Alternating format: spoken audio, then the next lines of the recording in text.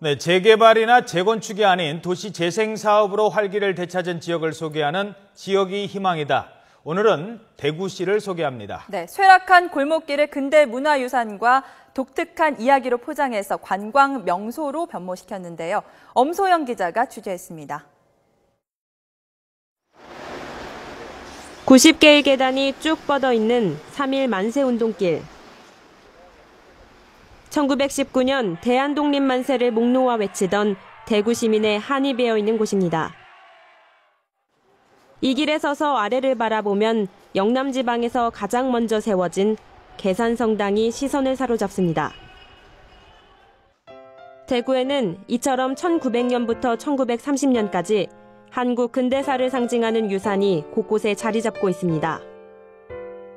대구의 도시재생은 풍부한 근대문화유산을 골목길과 재미있는 이야기로 엮어냈습니다. 바로 근대골목 투어입니다. 대구는 전국에서 근대문화유산이 가장 잘 보존된 도시입니다. 그래서 그 특징을 잘 살리고 그다음 대구의 길 중심으로 도시재생 사업을 통해서 근대골목 투어는 근대문화와 카톨릭 순례, 패션 한방길 등 모두 5개 주제로 구분됩니다. 각 주제별로 골목을 배치해 모두 1000개의 골목에서 1000가지의 색다른 이야기를 만날 수 있습니다. 대구 3대 시장 가운데 하나였지만 도시개발에서 뒤처지며 상권이 몰락한 방천시장. 그 시장으로 이어지는 둑방길이 가수 김광석을 떠올리게 하는 멋진 음악길로 변신했습니다.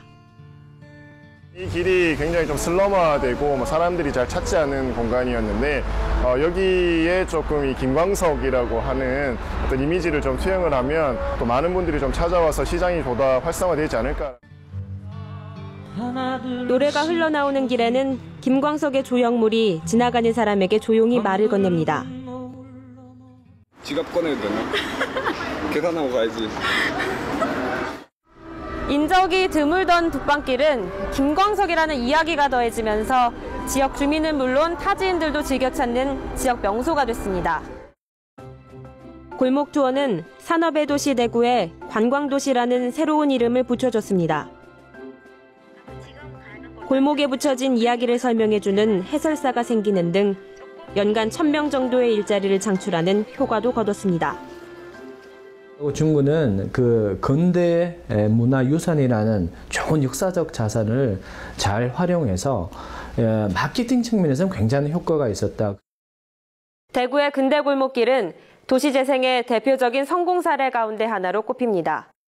하지만 이 같은 외형적 성공 뒤에는 어두운 그림자도 존재합니다. 바로 원주민들의 경제적인 소외감입니다. 골목 투어 1코스에 있는 북성로 공구골목. 몇십 년 전에 사용되던 공구들을 한데 모아놓은 박물관이 세워지면서 사람들이 많이 찾고 있습니다. 하지만 공구골목의 터줏대감인 상인들에게는 냉소가 만연해 있습니다. 방문은 많이 하시는데 구경만 하려고 오는 것뿐이지 실질적인 여기에 도움은 되지는 않는다고 생각합니다. 이 같은 문제는 김광석길도 마찬가지입니다. 하루 만여 명이 찾는 곳이지만 방천시장 내 쌀가게, 야채가게에 손님은 없습니다.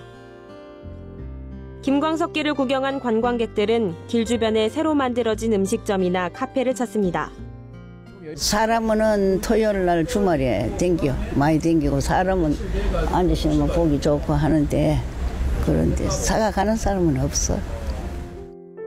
다행히 이 같은 문제를 인식하고 해결하려는 움직임도 시작됐습니다.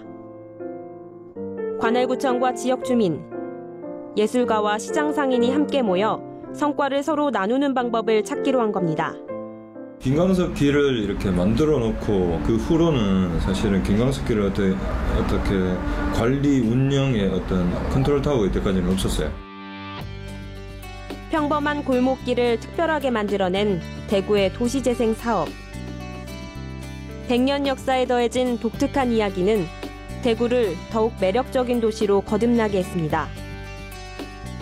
이제 대구는 외형적인 성공을 바탕으로 지역 주민의 삶까지 보듬어 안는 한 단계 진화한 도시재생을 준비하고 있습니다.